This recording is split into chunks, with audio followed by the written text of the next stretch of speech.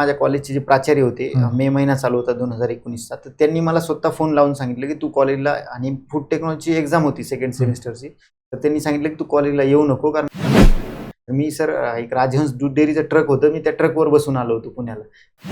वर्ष न लागण्यामागचं म्हणजे 5-6 वर्ष सिलेक्शन न होण्यामागचं कारण बी एक असावं की मला क्लास नाही करता आले. मी 21ला मला आठवते 21ची जी कंबाईन होती तिची मेन्स मला माझ्याकडे पदवी नव्हती, माझं तेव्हा वय 20 वर्ष असेल, तर ते पदवी नसल्यामुळे मला मेन्स नाही देता आली. तर मी आता तुम्हाला सांगितलं जसं की मी ग्रामीण भागातून येत असल्यामुळे माझ्या मनात कुठेतरी ते न्यूनगंड होता, आणि भाषा पण माझी जी होती ना ती ग्रामीण टच असल्यामुळे भाषेमध्ये थोडं कमी होतो. नमस्कार, स्वागत आहे सर्वांचं आपल्या एक्झाम मंत्राच्या प्लॅटफॉर्मवर. आणि आज परत एका नवीन टॉपर सोबत आपण त्या ठिकाणी चर्चा करणार आहोत. स्पर्धा परीक्षेच्या तयारीमध्ये काय काय गोष्टी केल्या पाहिजे, काय नाही केल्या पाहिजे, आणि पुढे येणाऱ्या आगामी परीक्षा, जसं की आता सरळ सेवा पण MPSC कडेच येणार आहे, त्यानंतर राज्यसेवा 275ला इंटरव्ह्यू झालेला आहे, आणि अलंकार यांना पण इंटरव्ह्यूला खूप चांगले एक्सलंट मार्क त्या ठिकाणी आहेत. त्यामुळे डिटेलमध्ये आपण चर्चा करणार आहोत. तर अलंकार जाधव 2024 PSI, स्वागत आहे अलंकार तुमचं MPSC एक्झाम मंत्रामध्ये. Thank you sir. सर्वप्रथम तर तुम्ही आणि आपल्या प्लॅटफॉर्मनी मला इथं माझं मत व्यक्त करण्याची संधी दिली, त्याबद्दल मी तुमचा आणि आपल्या प्लॅटफॉर्मचा आभारी आहे. थँक्यू अलंकार. प्रथमतः एक तुमच्याबद्दल थोडं बॅकग्राऊंड सांगा, म्हणजे तुमचं नाव काय, गाव कुठले, काय, तुम्ही कुठून येता, एक बेसिक थोडं बॅकग्राऊंड. सर मी परभणी जिल्ह्यातील खानापूर येथून येतोय. माझं जे शिक्षण वगैरे आहे ते सगळं जिल्हा परिषद शाळेत झालेलं आहे. आमच्या गाव छोटं असल्यामुळे गावात 4थी पर्यंत शाळा होती, आणि मग नंतर मी 4थीच्या नंतर बाहेर गावी शिकायला गेलो. जशी माझी 10वी झाली तर मी सायन्सला ॲडमिशन घेतलं, आणि शहरामध्ये परभणी जिल्हा जो आहे तिथं शिक्षण घेतलं. आणि जसे सर्व मुलांचे शिवाजी हायस्कूलला होते का? नाही, नूतन विद्या मंदिर म्हणून आहे, नूतन विद्या मंदिरला होतो. मग त्यानंतर नूतन विद्या मंदिर शेलूवाल्याच नूतन, हा तेच सेलूच जे आहे त्यांचंच परभणीमध्ये आहे, तर तिथे होतो. मग तिथे 10वी पर्यंत शिक्षण झाल्यानंतर 11वी 12वीला काय केलं, प्रायव्हेट कोचिंग क्लासेस केले. आणि ती क्लासेस झाल्यानंतर जसं सगळे मुलांना इंजिनिअरिंग करायचं असते तसं मला पण, म्हणजे माझं स्वप्न असं होतं की मला COEPला लागावं, म्हणून मी तयारी त्या दृष्टीने केली होती JEEची. तर मग माझं तिथं काही झालं नाही, पण माझं जे दुसऱ्या नंबरचं कॉलेज होतं वालचंद सांगली, तिथं झालं होतं, पण मला हेच हवं होतं, ते नाही भेटल्यामुळे मग मी काय केलं, जे परभणी विद्यापीठाअंतर्गत येणारं फूड टेक्नॉलॉजीचं कॉलेज आहे राजीव गांधी म्हणून, तर त्या कॉलेजमध्ये मी ॲडमिशन घेतलं, आणि फर्स्ट इयरला मी फूड टेक्नॉलॉजीला होतो सर. पण म्हणजे माझं स्पर्धा परीक्षेचा असा काही संबंध नव्हता. म्हणजे मुलांचं कसं असते की कोण लिगसी असते, म्हणजे वडील असतात, आजोबा असतात, तर त्यामुळे ते इकडे स्पर्धा परीक्षेत येतात. माझं असं काहीच नव्हतं. पण असं झालं की म्हणजे मी आणि माझा भाऊ सोबतच लहानपणापासून आम्ही जिथं पण शिकलो सोबत, शिकलो तर राहिलो सोबत. म्हणजे माझा जर कोणी मित्र असेल तर तो फक्त भाऊच आहे माझा, जे लहानपणापासून सोबत शिकायला वगैरे आहे, तर ते पण होता. तर माझी जेव्हा मी फर्स्ट इयरला होतो फूड टेक्नॉलॉजीला, तर तेव्हा माझा भाऊ जो होता तो 10वीला होता, आणि त्याची 10वी झाली 2019ला, आणि उन्हाळा चालू होता. आणि उन्हाळ्यात असताना काय झालं की तिथले लोकल काही पोरं होते, त्यांनी काय केलं की माझ्या भावाला सर म्हणजे रूममधून त्यांनी उचलून नेलं होतं भावाला. बापरे. रूममधून उचलून नेलं आणि त्यांच्या मळ्यामध्ये नेलं, जे मळा असते शेतात त्याच्यात घेऊन गेले. आणि त्याला म्हणजे 35-40 वर्षाची मुलं होते, 15-20 मुलं होते, त्यांनी मिळून काय केलं, भावाला म्हणजे खूपच मारलं, करंट वगैरे सुद्धा दिलं होतं माझ्या भावाला, एवढं म्हणजे भयंकर मारलं होतं. आणि कारण काय होतं फक्त की त्यांचे जे काही म्हणजे त्या कोचिंगच्या एरियामधून ते काय करायचे, मुलांना रॅलीला घेऊन जाणं असेल, वाढदिवसांना घेऊन जाणं असेल, याला चल म्हणले होते आणि हे गेलं नव्हतं भाऊ माझा. तर याला म्हणजे कारण त्यांचं असं होतं की त्यांचं सगळं मुलांच्या दहशतीवर चालायचं, आणि यांनी विरोध केल्यामुळे याला काय केलं, त्यांनी उचलून नेऊन मारलं, खूप मारलं होतं. शेवटी माझ्या घरच्यांना सोडवावं जावं लागलं त्याला. माझ्या घरच्यांनी त्याला सोडून आणलं, तर मग त्यांनी काय केली, आमच्या घरावर पाळत ठेवायला सुरुवात केली होती. माझे वडील शेतात जाताना ते बाहेर थांबलेले असायचे, आणि आई बाहेर निघताना ते बघायचे, आणि त्यांचं पूर्ण हे लक्ष होतं की म्हणजे मला, माझ्या भावाला जसं नेलं तसं मला पण करावं. पण मी सर, माझ्या घरच्यांनी मला असं घराच्या बाहेर काही निघू देणं नव्हतं. आमचं म्हणजे लिटरली सर, माझ्या कॉलेजचे जे प्राचार्य होते, मे महिना चालू होता 2019चा, तर त्यांनी मला स्वतः फोन लावून सांगितलं की तू कॉलेजला, आणि फूड टेक्नॉलॉजीची एक्झाम होती सेकंड सेमिस्टरची, तर त्यांनी सांगितलं की तू कॉलेजला येऊ नको, कारण हे मुलं दररोज कॉलेजला येऊन विचारतायत. आणि म्हणजे त्यामुळं मग माझ्या सरांनी सांगितलं तू येऊ नको, एक्झामला काही गरज नाही म्हणून. आणि घराच्या बाहेर सुद्धा त्याने निघणं बंद केलं. तर मग सर शेवटी असा पर्यायच राहिला नव्हता की आम्ही करावं काय म्हणून. मग मी माझ्या भावाने ठरवलं की आपण आता पोलीस वगैरे जॉईन करायला हवं, तरच आपल्याकडे दुसरा पर्यायच नव्हता आमच्याकडे. पण सर बाहेर निघायचं तरी पण प्रॉब्लेम होता. मी त्या दिवशी, जे 9 मे 2019ची गोष्ट आहे, त्या दिवशी सर मी अंधारात रात्री नदीला आलो, गावातल्या रस्त्याने, म्हणजे कच्च्या रस्त्याने नदी पार करून सर मेन रोडला लागलो. म्हणजे इतकं त्यांची दहशत होती की गावाच्या बाहेर पण निघू देत नव्हते. त्या रस्त्याला लागून सर मी उशीर मला 11 वाजले होते यायला. 11 वाजले असल्यामुळे काय बसेस वगैरे नव्हत्या. बस 9 वाजता बंद झाल्या होत्या पुण्याला येणाऱ्या. मी सर एक राजहंस दूध डेअरीचं ट्रक होतं, मी त्या ट्रकवर बसून आलो होतो पुण्याला. आणि इथं आल्या म्हणजे मला पोलीस फोर्स माहिती नव्हती, पोलीस प्रशासन माहिती नव्हतं. तर मी जस्ट मोबाईलवर सर्च केलं की how can I join Maharashtra police. तर तसं सर्च केलं तर काय केलं की तिथे एक वाघोलीची अकॅडमी दाखवली. मी त्या अकॅडमीत गेल्यानंतर मला एका महिन्यात रिअलाइज झालं की हे तर पोलीस प्रशासनातलं एकदम म्हणजे ती पोलीस भरतीची अकॅडमी होती.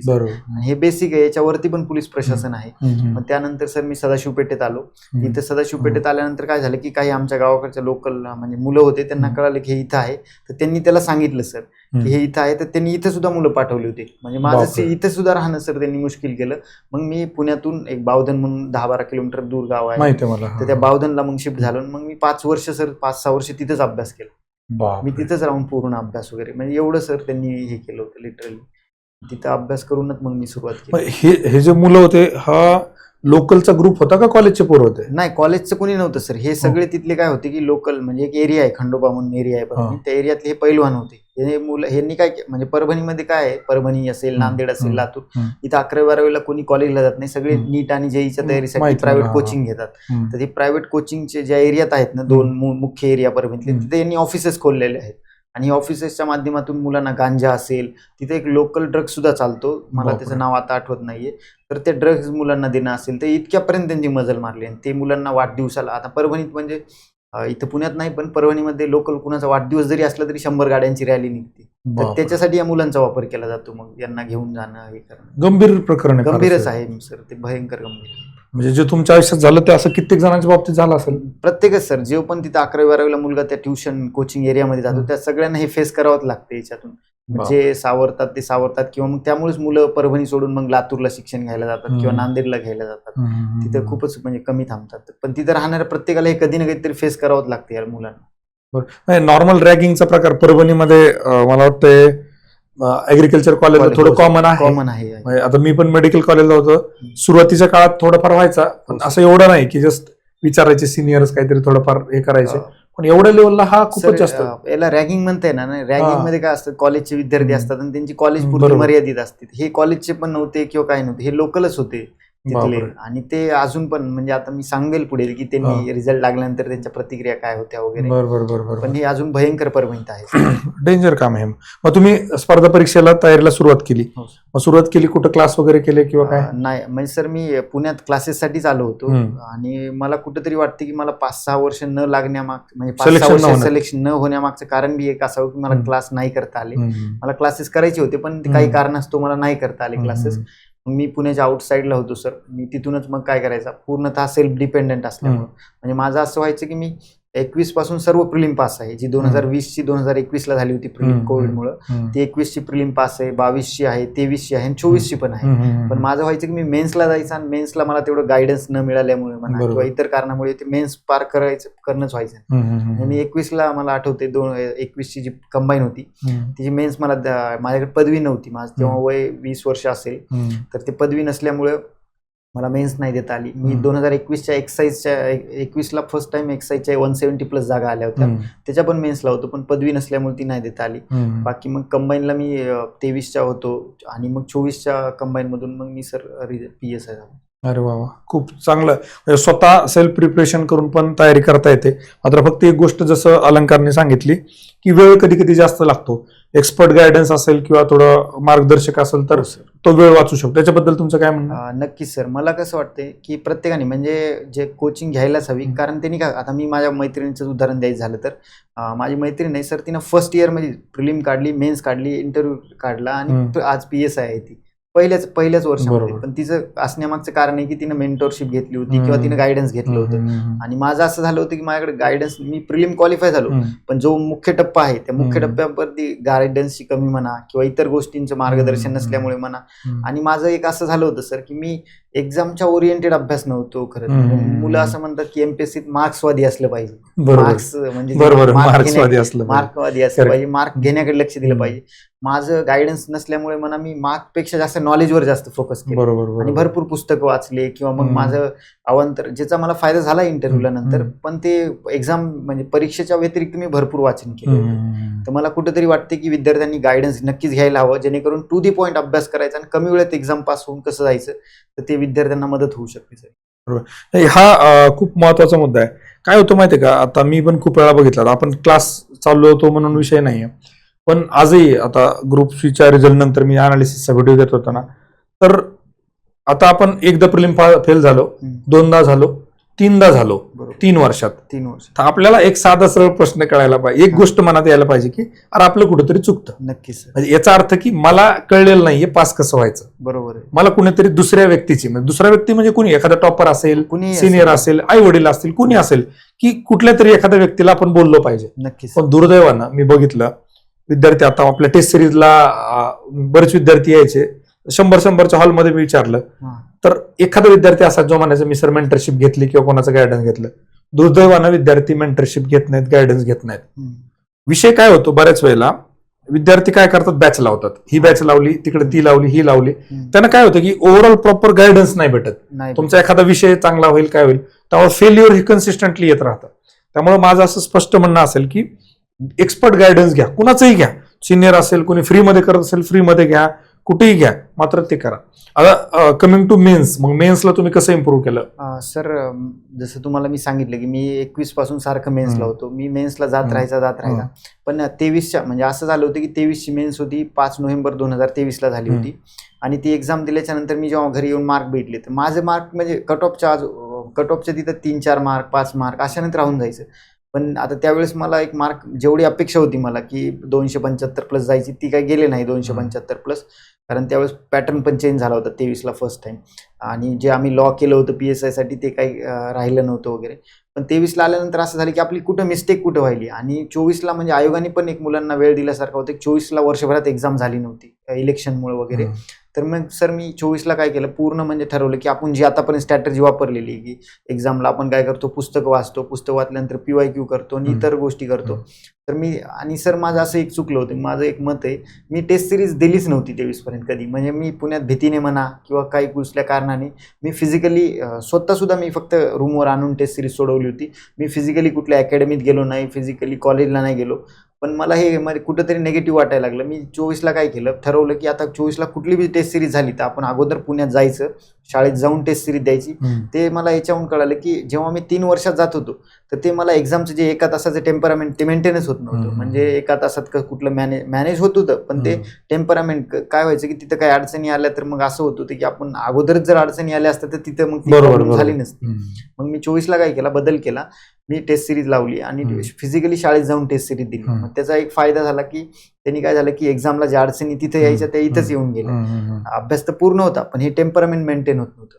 दुसरं म्हणजे सर मी PYQ वर काम केलं. आता मी काय केलं, 23 नंतर सर मी पुस्तक वाचणं बंद केलं होतं, कारण भरपूर वर्ष पुस्तक वाचले होते. मी काय केलं, फक्त PYQ वर काम करायला सुरू केलं की PYQ आयोग कसे विचारते पुन्हा. आणि सर माझं असं पर्सनली एक मत होतं की 100 पैकी 45-50 PYQ मध्ये प्रश्न असतात, फक्त ते थोडा फॉर्मॅट चेंज केलेला असते त्यांनी. म्हणजे जर सांगायचं झालं तर यावर्षी प्रश्न विचारला त्यांनी, समजा की भारतीय संघराज्याबद्दल केसी वेअरचं मत काय आहे. पुढच्या वर्षी विचारतात की भारतीय संघराज्याबद्दल क्वेसी फेडरल निमसंघराज्य हे कोणत्या व्यक्तीने उद्गार केलेले, तेच प्रश्न असतो फक्त फिरून. तर ते मी सर ते पूर्ण 1 वर्षभर PYQ वरच काम केलं, पुस्तकात काय वाचलेलं नाही. म्हणजे PYQ आणि टेस्ट सिरीज पूर्ण वर्षभर सर मी ते 2च केल्या गोष्टी, आणि त्याचं फळ असं झालं की मी जेव्हा, आणि माझा स्कोअर पण खूप हाय झाला. म्हणजे PYQ जेव्हा कमांड आली 30-40 प्लस वेळा मी पुस्तक वाचून पूर्ण, आणि मी फक्त पुस्तकात नव्हतं केलं PYQचं, तर आयोगाच्या पेपर आणायचा आणि मी PYQ सर 4 ऑप्शनवर काम करायचं. म्हणजे एक ऑप्शन जे उत्तर असते ते सोडून जे 3 ऑप्शन असतात ना ते, किंवा मग राज्यसेवेचा कंबाईनवर कसा प्रभाव पडतोय. म्हणजे राज्यसेवेला आता याच वर्षी सांगायचं झालं तर एक राज्यसेवेला प्रश्न विचारला होता की पेशव्यांच्या काळातले काही संगीत म्हणजे तबला वादक, गायक वगैरे असे दिले होते, आणि तेच ॲज इट इज नाव होतं. ते ग्रुप बीच्या एक्झाम मध्ये विचारलं होतं की खालीलपैकी कोणी सत्यशोधक पोवाडा म्हणणारे वगैरे, त्यांच्यामध्ये विचारले कोण नव्हतं. तर मग ते राज्यसेवेचे कंबाईनला कसे रिपीट होतात, तर मी त्याच्यावर PYQ वरच मोस्ट ऑफली काम केलं होतं, आणि त्यांनी लगेच रिझल्ट दिसून आला सर. मी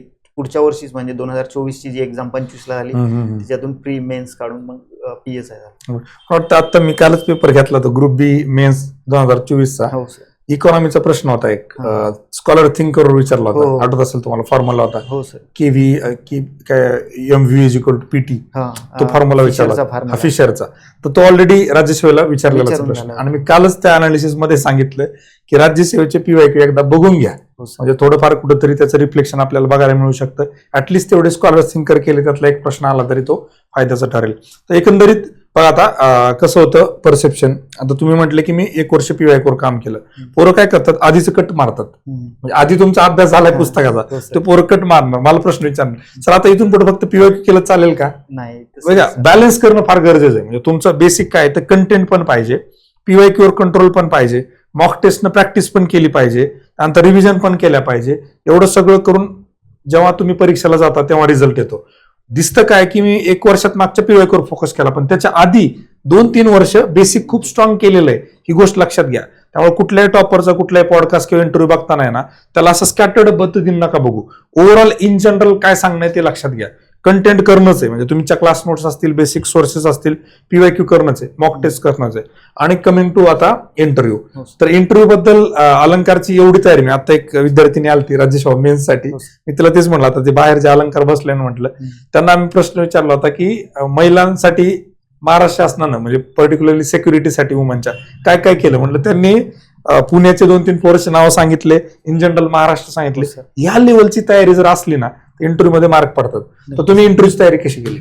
सर मी आता तुम्हाला सांगितलं जसं की मी ग्रामीण भागातून येत असल्यामुळे माझ्या मनात कुठेतरी ते न्यूनगंड होता, आणि भाषा पण माझी जी होती ना ती ग्रामीण टच असल्यामुळे भाषेमध्ये थोडं कमी होतो. आणि म्हणजे 3-4 गोष्टी होत्या. पहिली गोष्ट सर माझी भाषा जी लागायला पाहिजे, म्हणजे एवढी भाषा नसली तरी पण आपली एक प्रेझेंटेबल भाषा असली पाहिजे. बरोबर. एक असते आपली जनरल बोली भाषा, आणि इंटरव्ह्यू साठी एक्सपेक्टेड एक लँग्वेज असते की थोडं व्यवस्थितपणे आपण त्याला काय म्हणता येईल, इंटरव्ह्यूची भाषा म्हणूया आपण, त्या भाषेमध्ये बोललं पाहिजे. तर ती भाषा माझी एवढी काही चांगली नव्हती. दुसरं म्हणजे सर माझं असं होत होतं की मी म्हणजे आपल्याकडेच जसं मी तुम्ही राज्यसेवेचे इंटरव्ह्यू घेत होते, मी तेव्हा आलो होतो, तर माझे काय होत होते की म्हणजे आय टू आय कॉन्टॅक्ट व्हायचे नाही पॅनल सोबत. माझं असं व्हायचं की त्यांनी मला समोरून प्रश्न विचारला तर मी काय करायचं, असं वर बघायचा, इकडे बघायचा, आणि मग उत्तर आठवण्याचा प्रयत्न द्यायचा. तर मी ते eye to eye contact improve केले. आणि तिसरं म्हणजे काय सर, मी म्हणजे जेव्हा मुलं काय करतात युजली डेट आल्यावर इंटरव्ह्यूच्या तयारी लागतात. तर मी जेव्हा माझं सिलेक्शन STI ला झालं नव्हतं, सप्टेंबरला रिझल्ट आला होता, मी सप्टेंबर पासूनच ग्राउंड आणि इंटरव्ह्यू पॅरलली दोन्हीचा पण अभ्यास केला होता.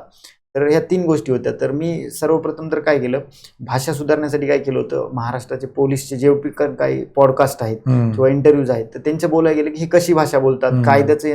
आणि सर माझं असं, आता मी आपल्या अकॅडमीला इंटरव्ह्यू दिला होता, माझी भाषेवर एवढी कमांड आली होती नंतर की माझा न्यायालय हा शब्द कुठे बी आला तरी माझ्या तोंडातून माननीय न्यायालय शब्द यायचा आपोआप. म्हणजे ते भाषेवर एवढं, कारण ते जेव्हा आपण म्हणजे अधिकाऱ्यांचे इंटरव्ह्यू बघतो त्यांच्या भाषेत हेच होते, किंवा माझ्या प्रत्येक याच्यात संविधान, कायदा वगैरे असे शब्द यायचे जे कायदेशीर शब्द आहेत, तर ते भाषेवर कमांड आल्यामुळेच येत होते. दुसरं म्हणजे sir eye to eye contact, माझं कसं होतं, मी आय टू आय कॉन्टॅक्ट होत नसल्यामुळे मी काय केलं, आरशासमोर थांबायचा आणि आरशासमोर स्वतःच असं हे करायचा, हातवारे करायचा वगैरे. म्हणजे मला असं झालं होतं की मला एकाने सांगितलं होतं की ज्या दिवशी तू स्वतःच्या डोळ्यात डोळे घालून बघशील त्या दिवशी तू इतर कोणाच्याही डोळ्यात डोळे घालून बघशील. मग मी काय केलं, स्वतःच्या डोळ्यात डोळे घालून बघायला सुरू केले, म्हणजे आपल्या चेहऱ्यावरचे काही एक्सप्रेशन बदलतात का वगैरे, त्या आरशासमोर राहून ते इम्प्रूव्ह केले. आणि तिसरी आणि मोस्ट इम्पॉर्टंट गोष्ट की मी सर सगळं म्हणजे असं कुठून मी उचलून काही घेतलं नव्हतं. मी सरळ जायचा, ChatGPTची काही मदत घ्यायचा, काही महाराष्ट्राच्या गृहमंत्रालयाच्या वेबसाईटवरून माहिती घ्यायचा, काही माहिती जे पुस्तक आहेत तिथून घ्यायचा. पण मी स्वतःचे असे नोट्स बनवले होते आणि 2 नोट्स बनवल्या होत्या सर, आणि भरपूर माझी नोट्स शेवटपर्यंत इम्प्रूव्ह होत राहिली. ज्या दिवशी फक्त ती इंटरव्ह्यूच्या 3-4 दिवसापर्यंत आधीपर्यंत बदलत गेली. पण मी कोर गोष्टी होती, म्हणजे मी पोलिसिंग वर काम केलेलं होतं, मी त्याच्यानंतर पर्सनल वर काम केलेलं होतं, आणि जे करंट इश्यू होते ते पूर्ण इश्यूवर काम केलेलं होतं. आणि असं करून मग आपण आपल्याच म्हणजे अकॅडमीने घेतलं होतं, ते 45 मिनिटापर्यंत मी इंटरव्ह्यू दिला होता. आपल्याकडे सहसा आपण 30-35 मिनिटात ऍव्हरेज घेतो, 42-45 मिनिटं घालतात, आणि 2 इंटरव्ह्यू घेतले होते आपण. आणि पुन्हा सर तुमचा असा पहिला इंटरव्ह्यू होता, किंवा मला वाटतं की PSIच्या विद्यार्थ्यांना 45 मिनिटं इंटरव्ह्यू घेतला असेल. ते युट्यूब नाही, आपण इंटरव्ह्यूला बघत नाही कुठला विद्यार्थी काय. मला जर वाटलं आपण प्रफुल्ल सर पण आपण व्यवस्थित घेतो, सगळ्या गोष्टी कव्हर होत आहेत नाही होत आहेत. इव्हन आपण IB चे पण इंटरव्ह्यू जे घेतले ना ते 30-35 मिनिटं घेतलेत. ऍग्रीचे पण बऱ्याच वेळेला असं झालं की राज्यसेवेमध्ये काही काही विद्यार्थ्यांचे इंटरव्ह्यू त्यांनी 35 मिनिटं घेतले. मी आता जेवढे इंटरव्ह्यू दिलेत ना PSIचे 18-20 इंटरव्ह्यू, तर एकाने पण 15 मिनिटं 20 मिनिटं हार्डली, नाहीतर 8-10 असं होतं, पण 15-20 मिनिटं सफिशियंट. पण आपला एकमेव मला वाटतं युट्यूबवरती इंटरव्ह्यू 45 मिनिटापर्यंत चालला. आणि त्याच्यातून म्हणजे काय होते सर की कॉन्फिडन्स खूप येतो की आपण कडे इथं डिफेंड करू शकायला, मग तिथं पण. आणि माझं तसंच झालं होतं म्हणजे इंटरव्ह्यूला. आता मी एक फोटो पण आपल्याला सेंड केला होता ते, की काय होतं की माझं BA जे होतं ते पॉलिटिकल सायन्स मध्ये झालेलं होतं आणि त्यावेळेस इश्यू चालू होता इराण आणि US चा संघर्ष. म्हणजे 2 दिवस झाले होते सुरू होऊन संघर्ष. आणि माझा इंटरव्ह्यू होता 4 मार्चला आणि आदल्या दिवशी धुलीवंदन होतं, तर सगळे पेपर वगैरे बंद असणार होते, ते प्रिंट होणार नव्हते, मग हॉटेलला पण पेपर येणार नव्हता. मी काय केलं, सकाळी लवकर 5ला उठलो आणि TV ऑन केली आणि बातम्या बघत बसलो. म्हणजे सगळं प्रिपेअर्ड होऊन बसलो, बातम्या बघत बसलो होतो. ते फोटो पण आहे, मी सेंड केलेलं तुमच्याला. तर ते बातम्या बघत बसलो होतो मी, नाही याच्यात नसेल ते आय थिंक. तर ठीक आहे. तर ते बातम्या बघत बसलो आणि मी 2 तास सर बातम्यात बघत बसलो इराण US चा संघर्ष. आणि त्याच दिवशी असं झालं होतं की इराणने एक शाहीन नावाची मिसाईल होती, ती इकडे याच्यावर मारली होती, इस्रायलकडे वगैरे. आणि मला असं म्हणजे अपेक्षाच असं फुल इंट्युशन येत होतं की आपला पूर्ण जे आहे ना इंटरव्ह्यू हे याच्यावरती जाणार आहे, वॉरवरती. मग मी तसं प्रिपेअर करून आयोगाच्या ह्याच्यात गेलो आणि माझा शेवटचा नंबर होता सर्वांच्या. आणि मग मी जसं वर गेलो का, माझा 7वा-8वा नंबर आला इंटरव्ह्यूला, मी बाहेर बसलेला आहे. तर मी आपल्याकडे बी इंटरव्ह्यू दिला होता, तर आपलं पण एक म्हणणं होतं की तुमचं सगळं बरोबर आहे, पण स्माईल येत नाही चेहऱ्यावर, जी स्माईल पाहिजे का तिची कमतरता होती. तर मी काय केलं, मग शेवटी ठरवलं की आता स्माईल तर येतच नाही, तर मी काय केलं, इमोजी काढायचं ठरवलं आणि हातावर एक इमोजी काढलं स्माइलीचं. पण ती सिच्युएशन एवढी गंभीर होती की ती स्माईल कशाची येते त्या हॉलमध्ये बसल्यावर. आणि प्रत्येक जण काय होत होतं की मुलांना सांगितलं होतं की तुम्ही इंटरव्ह्यू दिल्यानंतर सरळ खाली जायचं, तर मुलं काय होत होते परत त्याच हॉलमध्ये यायचे आणि तिथे येऊन निगेटिव्ह रिप्लाय द्यायची, कमेंट करायची. त्यामुळे काय व्हायचं की अजून टेन्स व्हायचं वातावरण तिथलं. मग ते झाल्यामुळे काय झालं, मी आलो समोर आणि स्माईल येत नसल्यामुळे मी काय केलं, इंटरव्ह्यूच्या मध्ये जाणार, ते जे दरवाजा उघडणार असतात का, त्यांनी माझ्या हातावरती एक सिम्बॉल बघितलं आणि त्यांनी थांबवलं मला, थांबा म्हणले. आणि म्हणले जेव्हा हात दाखवा म्हणले, मी दाखवलं, ते हसायला लागले जोर जरा. ते म्हणजे तू लहान आहे का म्हणे हे असं काढायला हातावर. ते तसं म्हणले आणि हसायला लागले, की मला पण हसू आलं आणि त्यांनी दरवाजा उघडला. जसं माझं ती स्माईल होती ती कंटिन्यू राहिली आणि मी हसत हसत मध्ये गेल्याच्या नंतर मग सरांनी जे होतं वारबोन सरांनी, मी तिथे त्यांना विश केलं, तर मग त्यांनी स्माईल सुरू केली. माझी त्यांची स्माईल जुळायला लागली की मग पूर्ण इंटरव्ह्यू. आणि मला सर एकच क्वेश्चन विचारला होता पूर्ण, म्हणजे 6 मिनिटं माझा इंटरव्ह्यू चालला होता. तेवढ्यातच मला 40 पैकी 31 मार्क मिळाले, जे की मागच्या 2019 नंतर कुणालाच मिळाले नव्हते मार्क तेवढे. आणि त्यांनी साधा एक प्रश्न विचारला होता की सध्या जे इराण आणि US संघर्ष होतं त्याचे कारण काय. तर मी मग ते पूर्ण कारण वगैरे सांगितले. मग तिथूनच त्याला सब क्वेश्चन फुटत गेले. जे IPS सर होते त्यांनी पण मला इंटरव्ह्यू, म्हणजे मला अपेक्षा होती की ज्या प्रकारे मी प्रिपेअर केलं होतं की लॉवर क्वेश्चन विचारताल किंवा लॉ अँड ऑर्डर सिच्युएशनवर विचारताल, तर ते IPS सरांनी पण ते काही विचारलं नाही. जे वारबोन सरांचा क्वेश्चन होता त्यालाच पुढे कंटिन्यू केलं की सिक्युरिटी काउन्सिल काय असते, किंवा मग पीस एस्टॅब्लिश करण्यासाठी भारताचे प्रयत्न काय काय करायला पाहिजेत, मग किंवा नॉन अलाइनमेंट वगैरे काय ते आता आहे का, म्हणजे सगळं माझं पूर्ण जे होतं का ते IR वरच इंटरव्ह्यू केला होता आणि जे की मी फुल प्रिपेअर्ड होतं त्यासाठी. तर मग ते तसं करू. आणि शेवटी सर असं झालं की इंटरव्ह्यू संपला आता आणि मी सरांना विश केलं, हॅव अ नाईस डे म्हणलं सर, थँक्यू म्हणलं. त्यांनी म्हणले व्हेरी नाईस इंटरव्ह्यू. मी परत थँक्यू, म्हणजे मला तिथेच कळालं सर. आणि मी जसं असं रूम दरवाजा उघडला आणि बाहेर आलो की मी असं केलं होतं ऍक्शन, तेव्हा मला तेव्हाच कळालं होतं की आपलं म्हणजे पूर्ण ओके झालं इंटरव्ह्यू. नाही, अलंकार तयारी एवढी चांगली केली होती. ऑलरेडी आपल्याकडे 2 इंटरव्ह्यू होते आणि मला वाटतं अजून इच्छा होती अलंकार. मी म्हटलं आता देऊ नका, तयारी खूप चांगली झाली, बरं चाललंय, चलू द्या, उगं विनाकारण एखादा नवीन गोष्ट त्यात ऍड व्हायची. त्यापेक्षा तयारी या लेवलला केलेली होती की तयारीच्या बाबतीमध्ये कुठलाच आस्पेक्ट असा नव्हता राहिला की जो कमजोर आहे. थोडंफार स्माईल वगैरे तेवढं चालतं, पण कंटेंट स्पेसिफिकली बोलणं, कम्युनिकेशन आणि महत्वाचं म्हणजे स्पेसिफिकली बोलणं. काय होतं इंटरव्ह्यू मध्ये, तयारी नसली ना जनरल गप्पा होतात. तुमच्याकडे फॅक्ट असल्यामुळे ना स्पेसिफिसिटी इंटरव्ह्यू मध्ये यायची. त्यामुळं मी म्हटलं होतं की 1 ऑफ द हायेस्ट मार्क येतीलच. तसंच झालं. म्हणजे आपल्याकडे ज्या मला वाटतं मी आतुर विटेकरला पण म्हटलं होतं 65+ तर 65 आले डॉट, असं खूप जणांच्या बाबतीमध्ये. तयारी इंटरव्ह्यूची जर चांगली केली तर मार्क 100% पडतात. हा माझा वैयक्तिक अनुभव आहे, UPSC ला पण MPSC मध्ये पण. कारण इंटरव्ह्यू मध्ये ओव्हरऑल जनरल सगळ्या गोष्टी बघतात. 1-2 प्रश्नात एखादा फॅक्च्युअल नाही आला, इट डझंट मॅटर. त्यामुळे इंटरव्ह्यूची तयारी मला असं वाटतं महाराष्ट्रामध्ये खूप विद्यार्थी चांगली करत नाहीत. आम्ही UPSC तयारी करताना आम्ही विचारलं होतं असं महेश भागवत सरांना वगैरे, तर त्यांनी सांगितलं होतं की महाराष्ट्राच्या मुलांचं कम्युनिकेशन तेवढं चांगलं नाहीये. आणि मला एक दिल्लीचा क्लास होता, डायरेक्टली म्हणला होता महाराष्ट्रातल्या पोरांसाठी इंटरव्ह्यू म्हणजे एक काय म्हणतात त्याला आनंदोत्सव असतो. पोरं त्याकडे परीक्षेसारखं बघतच नाही. इंटरव्ह्यू ही एक परीक्षेची टप्पा आहे, त्याला परीक्षेसारखी जर तयारी केली तर मार्क पडतात. सर नक्की तुम्ही म्हणले तसं की आपल्या इथं कोणी गांभीर्याने घेत नाही. लिटरली आता इंटरव्ह्यू किती मॅटर करते माझ्यासाठी. तर म्हणजे काय झालं होतं की यावेळेस PSIच्या 216 जागा होत्या आणि 222च मुलं क्वालिफाय झाली होती इंटरव्ह्यूला. आणि बाकी कॅटेगरी ज्या होत्या SCBC सोडलं तर बाकी कॅटेगरीचे मुलं विदाऊट इंटरव्ह्यू पण पास होणार होते. पण आमचं नव्हतं. मी पहिले डोक्यात ठेवलेलं होतं की आपल्याला इंटरव्ह्यू खूपच मॅटर करणार आहे. तर माझे आता सोबतचे मित्र होते, त्यांनी कोणी प्रिपेअर केलं नाही. त्यांनी आपल्या इथे पण इंटरव्ह्यू दिले होते. म्हणजे इंटरव्ह्यू किती मॅटर करतो, त्यांना 16 मार्क आले 40 पैकी आणि मला 40 पैकी 31 आलेत. माझी रँक ही 291वी रँक होती. इंटरव्ह्यू मुळे ती रँक 11वी आली राज्यात. म्हणजे थेट 291 वरून मी 11व्या नंबरला पोहोचलो. बरोबर. तर इंटरव्ह्यूला गांभीर्याने घेतलं पाहिजे. म्हणजे मुलं असे होते की एक माझा मित्र आहे आता, तर ते फॉरेस्टला टॉपर होता इंटरव्ह्यू, पण त्यांनी गांभीर्याने न घेतल्यामुळे म्हणा किंवा इतर कारणास्तमुळे आज ते लिस्टच्या बाहेर आहे. इंटरव्ह्यू किती मॅटर करतो ते भयंकर विषय, की मुलांनी घेतलं पाहिजे गांभीर्याने. मुलं डेट आल्यावर तयारीला लागत होते. तसं न करता जेव्हा तुम्ही मेन्स पास होता त्याच दिवशीपासून इंटरव्ह्यूला तयारीला लागलं पाहिजे. ते पण तुम्ही म्हणलं तसं की आपल्या एक्झामचा भाग येतो आणि तो पूर्ण बदलू शकतो. आणि आता तर तुम्ही सुरुवातीला जसं सांगितलं की राज्यसेवेचा तर 275 झाला, ते तर पूर्ण गेम चेंजरच ठरणार आहे. पण त्याचा फायदा होतो, पोरं फॉलो करतात. मी मागच्या काही दिवसापासून म्हणतोय ना, मुलगी आता राज्यसेवेची मेन्स देऊन आली आणि ती लगेच म्हणली सर मला इंटरव्ह्यूची तयारी करायची. म्हणलं मी सक्सेस झालो. मी जेवढ्या दिवसापासून सांगतोय ना, 275च्या इंटरव्ह्यूसाठी कमीत कमी तुम्हाला अर्धा तास बोलायचंय. अर्धा तास बोलायला तुमच्याकडे त्या लेवलचं कंटेंट रेडी पाहिजे. क्वेश्चन्स इंटरव्ह्यूला कुठलाही येऊ शकतो, आपण प्रेडिक्ट करू शकत नाही, सर्टन एरिया सोडले. त्यामुळं आपल्याला तेवढी तयारी करावं लागेल. ठीक आहे, हे झालं इंटरव्ह्यूच्या बाबतीमध्ये. आता कमिंग टू ती रिॲक्शन मला तुमची बघायची की नंतर काय झालं ते म्हणजे रिझल्ट लागल्यानंतर. सर असं होतं की रिझल्ट आमचा लागला 5 मार्च 2026ला. आणि मी रिझल्ट लागला पुण्यात पोहोचायच्या अगोदर रिझल्ट लागला होता 15 मिनिट अगोदर. आणि जसा मी पुण्यात पोहोचलो मी तुम्हाला कॉल केला, बरोबर सर असं असं झालंय. तेव्हा वेळेस मला माहिती नव्हतं की मला वाटलं माझी फर्स्ट आहे, माझी आता दुसरी रँक आहे इंटरव्ह्यूला राज्यामध्ये. बरोबर. पण त्यावेळेस मी फर्स्ट दिसली, मग मी म्हणलं सर मी राज्यात पहिला आलेलो आहे इंटरव्ह्यूला, तुम्हाला सांगितलं तुम्हाला भेटायचंय म्हणलं. इथंच भेटला. हो सर, हेच त्या दिवशीचा फोटो आहे तो, ज्या दिवशी रिझल्ट लागला. रिझल्ट लागल्याच्या नंतर असं झालं की ते मी ज्या एरियात माझ्या भावाला उचलून नेलं होतं, मारलं होतं. आणि आम्ही असं झालं होतं सर कुणाला माहित, म्हणजे माझ्या वडिलांना लिटरली म्हणायचे की तुम्ही मुलांना टाकले कुठं. सर मी 2019 पासून फक्त कोविड सोडला तर मी नंतर गावात पावलं टाकलं होतं. माझा भाऊ फक्त डिग्रीच्या त्याचं ओपनला ऍडमिशन होतं, त्या एक्झामच्या वेळेस जायचा. आम्ही त्यानंतर माझ्या बहिणीला मुलगी 2020ला झाली, मी सर ती 2026ला बघितली बहिणीची.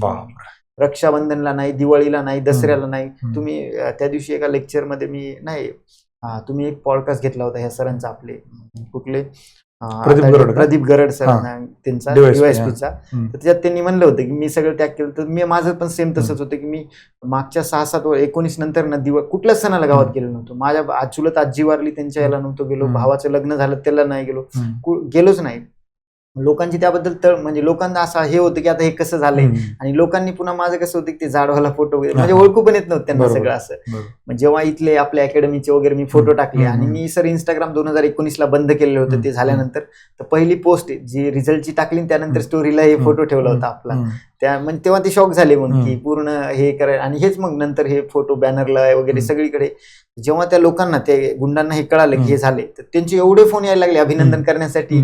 आणि साहेब म्हणून पुन्हा आता ते पहिल्यासारखं नव्हतं राहिलं की साहेब म्हणून. आणि पुन्हा काय झालं की जेव्हा मी तिथं पोहोचलो, जेव्हा पोहोचल्याच्या नंतर तिथे कार्यक्रम झाले तर तिथं काय होतं की लोकल यांनी म्हणजे एक अफवा उडाली की याला परभणीत पोस्टिंग मिळणार आहे. तर मग तर त्यांचे असं झालं होतं की त्यांचे पूर्ण इंडिकेटर लागले होते, ते त्याच याच्यात होते. त्यांनी मला भरपूर फोन केले, सत्कार वगैरे ठेवले होते.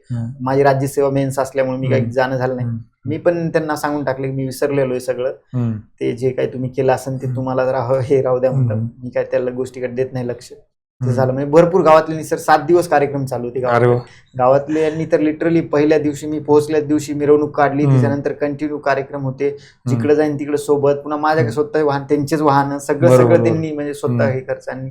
आणि शेवटी मग यायच्या आदल्या दिवशी मोठा कार्यक्रम घेतला, सगळं झालं. म्हणजे खूपच म्हणजे कोऑपरेटिव्ह लोकांनी. पण ते ज्यांनी भावाला मारलं वगैरे होते त्यांचं पण मत परिवर्तन झालं होतं की त्यांनी सुद्धा म्हणजे फोन केले होते वगैरे.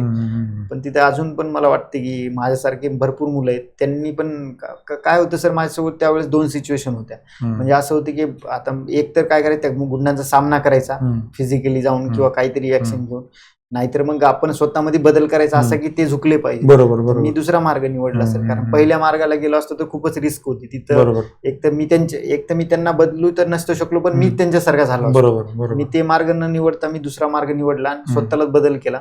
मग ते आज आपोआप झुकलेले आहेत सर. नाही, खूप चांगलं आहे. याबद्दल तुमचं खूप खूप अभिनंदन आणि कौतुक. पण एवढ्या सगळ्या म्हणजे तुम्ही हा विचार करा, ठीक आहे फिजिकली तुम्ही दूर आहात, मेंटली काय चालू असेल म्हणजे या सगळ्या परिस्थितीमध्ये की बाबा ते आपल्याला पाठलाग करतायत, हे करतायत, ते करतायत आणि परीक्षेमध्ये फुल कॉन्सन्ट्रेशन लागतं आणि तुम्हाला माहिती आहे डिस्ट्रॅक्शन फार कमी लागतात. या सगळ्या परिस्थितीमधून इथपर्यंत येणं ही खूप मोठी अचिव्हमेंट आहे. हो सर. खूप म्हणजे मोठे. मी सांगतो तुम्हाला इंटरव्ह्यू मध्ये 1 मार्क सोडून देतो, मी इंटरव्ह्यू टॉपरच आहे त्या अर्थानं. आता दुसरे जे ते वैभव पाटील आपल्याकडेच इंटरव्ह्यू तबल्याचा इंटरव्ह्यू बघा टाकलाय मी, तो पण युट्यूबला. त्यांची तयारी खूप चांगली होती. हो सर. ऑलरेडी ते सर्व्हिसमध्ये असल्यामुळे थोडं अजून ऍडव्हान्टेज होता. पण तयारी त्या लेवलला होती की त्यांनाही म्हटलं 30+ येतील. हो सर. मी जे सांगतोय ना इंटरव्ह्यूची तयारी केली की मार्क येतात, त्याचं परत एक ते उदाहरण आहे. आता दुसरं आपण सगळ्यात महत्वाचं याच्याकडे येऊया. हे हो सर. आता हे तुम्ही बघू शकता, हा फोटो आणि हा फोटो. हे फोटो हे व्यक्ती आणि हे व्यक्ती तुम्हाला कदाचित वेगळे वाटू शकतात. हा फोटो 28 जूनचा फोटो आहे. 28 29 जून. जूनला कंबाईन मेन्स होती आणि त्या दिवशी म्हणजे अभ्यास करून आता कंटाळा आला आणि हा. उद्या एक्झाम होती म्हणून भावाला म्हणलं की आपण काय करू, थोडं फिरून येऊ. हे पाषाणचा इलाका आहे पूर्ण, बरोबर. DRD डिफेन्सवाला. हा. मग तिथे 28 जूनचा फोटो आहे. हम्म. मग सर 28 असं झालं की मला अपेक्षा होती की मला STI वगैरे पद भेटून जाईल आणि STI म्हणून राज्यसेवा करता येईल प्रिपेअर्ड. पण काय झालं की STI काही कारणास्तव नाही भेटलं. मग त्यानंतर जेव्हा सप्टेंबरला निकाल आला तर माझ्यापुढे ऑप्शन एक होतं की मला 2 मिनिटं 30 सेकंदामध्ये रनिंग करायची कम्प्लीट. मी काय केलं, इथंच SP ऑफिस आहे एक पाषाणला, तिच्या ग्राउंडवर गेलो आणि मी काय केली, रनिंग करून बघितली की 800 मीटर पळायला आपल्याला टाइम किती लागतो. मी रनिंग केल्याच्या नंतर सर 5 मिनिटं 30 सेकंद लागली. म्हणजे भरपूरच झालं होतं, ते आशाने होणार नव्हतं. आणि पुन्हा राऊंड पण कम्प्लीट नव्हता, 2 राऊंड मारणं सुद्धा शक्य नव्हतं झालं. तर मी काय केलं, ठरवलं की आता चेंज करायचं. तर अभ्यास काय केला, थोडा अभ्यास पूर्ण झालेला होता, मग बाजूला ठेवून दिला अभ्यास आणि पूर्णतः म्हणजे कंबाईन ग्रुप C जेव्हा 21 सप्टेंबरला झाली का, 22 सप्टेंबर पासून तयारीला लागलो. 22 सप्टेंबर पासून जे मी तयारीला लागलो सर, तर 22 सप्टेंबर पासून मी टार्गेट ठेवलं होतं की आपल्याला PSI ग्राउंड होईपर्यंत वेट कमी करायची आणि रनिंग करायची. पण मी सर इतकं डेडिकेटेड होतो की मी 4 गोष्टी सोडूनच दिल्या होत्या. म्हणजे चपाती, भात, साखर आणि तेल बॉडीत गेलीच न पाहिजे, कुठूनच गेली न पाहिजे. मी प्युअर डाएटवर होतो 22 सप्टेंबर पासून, काहीच खाल्लं नाही, काय नाही. मी माझं शेड्यूल सर इतकं टाईट असायचं, मी मॉर्निंगला 5ला उठायचा. इथून म्हणजे माझ्या घरापासून 19 किलोमीटर हे आगाशी ग्राउंड होतं. मी मॉर्निंगला तिथे यायचा आणि मॉर्निंगला तिथे आल्यानंतर 12 किलोमीटर रनिंग करायचा आगाशी ग्राउंडला आणि तिथून गेल्याच्या नंतर मग 10 वाजेपर्यंत घरी जायचा. 10 वाजल्यापासून घरी 1-2 तास रेस्ट करायचा की दुपारी जिमला जायचा आणि दुपारी जिमला गेल्याच्यानंतर जिममध्ये एक्सरसाइज करायचा, डाएट वगैरे करायचा आणि पुन्हा 3-4 तास रेस्ट केले की पुन्हा संध्याकाळी आगाशीला यायचं. म्हणजे पुन्हा म्हणजे माझा डेलीचा प्रवास 80 किलोमीटरचा होता, दिवसाच्या 4 चक्र तिथून तिथं आणि संध्याकाळी पुन्हा 8 किलोमीटर रनिंग करायचं. आणि जर का आणि माझं टार्गेट होतं की जे डेली 400 ग्राम कमी झालंच पाहिजे आणि ते मी बॅगमध्ये. इथं किती होतं वजन? इथं सर माझं हे होतं 89.7 किलो वजन होतं. 89.7 किलो वजनावरून मी 50 दिवसामध्ये सर 18 किलो वजन कमी केलं. इथं किती आता? हे इथं वजन होतं सर 66 किलो. हे इथं वजन. खतरनाक ट्रान्सफॉर्मेशन. आणि पूर्ण म्हणजे 20 दिवसामध्ये सर 50 दिवसात 18 किलो कमी केलं होतं आणि 60व्या दिवशी मध्ये 89 वरून 66 किलो वजन झालं होतं. म्हणजे फक्त 60 दिवसामध्ये. 60 दिवसामध्ये. तर म्हणजे प्रॉपर असं एवढं डाएट होतं आणि मी 3 टाइम एक्सरसाइज करत होतो, मॉर्निंग, आफ्टरनून आणि इव्हिनिंगला. आणि म्हणजे पूर्ण असं टाईट शेड्यूल ठेवलं होतं. आणि ज्या दिवशी माझं 400 ग्राम वजन कमी झालं नाही, मी काय करायचं, परत घरून वापस यायचा उशिरा आणि पर्वतीला यायचा खाली. पर्वतीच्या खाली हेडफोन लावायचा, ते पूर्ण अंग पॅक करून घ्यायचा आणि खालून वरी पळत जायचा, पळत खायचा आणि जेव्हा सोबतच बॅगमध्ये काटा असायचा. वजन कमी झालं वाटलं 400 ग्राम, निघाले मग घरी. म्हणजे असं मला टाइम फी वगैरे काय असं नव्हतंच फिक्स. कधी पण उठायचं, कधी पण निघायचं आणि कधी पण उठसूट करायचं. असं करता करता माझं सर 2च महिन्यात म्हणजे माझे जे टार्गेट होतं तर ते सप्टेंबर पासून नोव्हेंबर पर्यंत अचीव्ह पण झालं होतं. मग त्यांनी एक कॉन्फिडन्स आला की आपण वजन कमी करू शकतो तर काही करू शकतो. आणि त्याचा फायदा सर मला राज्यसेवेला पण भरपूर झाला. म्हणजे 9 नोव्हेंबरला राज्यसेवा होती. मी अभ्यास काही जूनच्या नंतर पुस्तक पण उघडलं नव्हतं. तर काय झालं की मी फक्त आदल्या दिवशी म्हणजे माझं जे वेट होतं ते कमी झालंच होतं, म्हणजे नोव्हेंबरच्या आसपासपर्यंत, ते 50 दिवसात 18 किलो. तर मी काय केलं मग 8 नोव्हेंबरला फक्त मी माझे PYQचे जे अनालिसिस लिहून ठेवलेलं होतं तेच घेतलं ना. मी फक्त तेवढंच वाचले होते, जे 4-5 पेजेस लिहून ठेवलेले, आणि पेपरला गेलो. मला 130 मार्क्स आले सर. जबरदस्त. त्यांनी भयंकरच कॉन्फिडन्स भेटला होता. नंतर मी कंबाईनला पण सेम तेच केलं. कंबाईनच्या आदल्या दिवशी पोस्टपॉन वगैरे होणार होती म्हणून चर्चा होत्या, मी आदल्या दिवशी वाचलं. आणि ग्रुप बी, आता ग्रुप बीला मला 65 मार्क आहेत आणि ग्रुप सीला सर 72 मार्क आहेत तिथे. म्हणजे जे मागच्या वर्षी अभ्यास केला होता इतक्या वर्षापासून वगैरे, त्याचं ते फळ नक्कीच भेटलेलं असावं मला वाटतं. आता SR साठी करताय? सर SRला पण आहे आता, हे 14 दिवस त्याला पण प्रिपेअर करतोय. आणि ते झालं की मग पुढे राज्यसेवा प्रिलिम पण आहे आणि आता राज्यसेवा नुकतीच मेन्स पण दिलेली. बरोबर. तर मग आता म्हणजे काय करणार असं टार्गेट ठेवलेलं आहे की PSIला थोडं तशी तर डेट येणार नाही, ग्राउंडच होणार नाही यावर्षी. हम्म. पण जरी आली तर थोडं 1 वर्ष पोस्टपोन करता येईल आणि हम्म. राज्यसेवेवर फोकस बरोबर करता येईल, बरोबर. तिथून पोस्ट काढ. ही खतरनाक कॉन्फिडन्स म्हणजे तुम्हाला सांगतो मी, वजनाच्या बाबतीत माझं स्वतःचं पण मी सांगतो, आता मी पण थोडं थोडं चालू केलंय. वजन कमी केल्यानं कॉन्फिडन्स खूप वाढतो. ज्या लोकांना असं वाटतं आपल्यामध्ये खूप निगेटिव्हिटी हो आहे, सर, तेच होतं त्याच्यात सर. अजून एक गोष्ट करा, ज्यांचे केस लांब आहेत ना त्यांनी केस पहिले कट करा. हो सर. असं एक धारणा आहे की जेवढे मोठे केस तेवढी निगेटिव्हिटी जास्त असते, एवढे लवकर तुम्ही केस कमी करत राहणार तेवढी निगेटिव्हिटी शेड ऑफ होते. त्यामुळे ह्या 2-3 गोष्टी अवश्य करा. स्पर्धा परीक्षेमध्ये काय होतं की सेडेंटरी हॅबिट आहे, हो. रिडिंगला बसणे, झोपणे, वजन- एवढंच. हो सर. वजन वाढतं वजन वाढतं. आणि वजन वाढल्यानं इफिशियन्सी कमी होते, हो सर. प्रोडक्टिव्हिटी कमी होते, निगेटिव्ह सायकल मध्ये जातो. त्यामुळे पहिली गोष्ट करा की वजनावर काम करा, वजन कमी करा, कॉन्फिडन्स मिळवा आणि हळूहळू कॉन्फिडन्स आला की यश त्यापर्यंत पोहोचतो आपण. नक्कीच. मला असं वाटतं आता आपण काय करूयात, एक थोडस मेसेज, आता पुढे येणारी एमपीसी सरळ सेवा पण आहे, हम्म. इन जनरल कंबाईन असेल, राज्यसेवा असेल, तुमचा आतापर्यंत मागच्या 4-5 वर्षातला एक्सपिरियन्स बघता की काय गोष्टी सांगाल तुम्ही स्पर्धा परीक्षेचं नवीन येणाऱ्या ऍस्पिरंटसाठी काय आणि जे करतात त्यांसाठी काय? पहिले आपण नवीनसाठी बोलूया की नवीन ऍस्पिरंटने काय केलं पाहिजे. सर मला तर आता म्हणजे भरपूर जणांचे मेसेज येतात की ऑब्व्हियसली आता काय होतं, सक्सेसफुल झालं की फॉलोअर्स खूप जास्त असतात. इथं तुमची एक रिस्पॉन्सिबिलिटी पण असते की प्रॉपर गाईड करणं पण गरजेचं असतं, नाही तर थोडं एखाद्या दिवस काहीतरी असं गोष्टी सांगितल्या की ते हो सर. नुकसानही होतं. त्यामुळं फार रिस्पॉन्सिबिलिटीनं तुम्हाला गोष्टी कराव्या लागतील. आय होप की तुम्ही ते करत आहात. तर नवीनसाठी काय आणि ओल्डसाठी काय? सर नवीनसाठी तर माझं सर्वप्रथम मत आहे की तुम्ही काही पण करा या नका करू, मेंटॉरशिप किंवा हे जॉईन करा म्हणजे करायचं. कारण माझे जे मी 3-4 वेळा मी उल्लेख केलाय की मला 5 वर्ष लागण्याचं कारण, 5-6 वर्ष लागण्याचं कारण आहे की मला जे प्रॉपर गायडन्स म्हणजे टू दी पॉईंट जे एक्झामसाठी लागते ना, ती गोष्ट करण्या म्हणजे मार्गदर्शन नसल्यामुळे म्हणा काय म्हणा, मी खूपच जास्त केलं होतं. म्हणजे जर एक्झामचं जर आपण सांगायचं झालं तर एक्झामचा सिलेबस एवढा आहे तर मी पूर्ण असं सरफेस करत बसलो होतो. त्यामुळं नॉलेज तर भरपूर भेटलं पण एक्झाम पास व्हायला टाइम खूप लागला.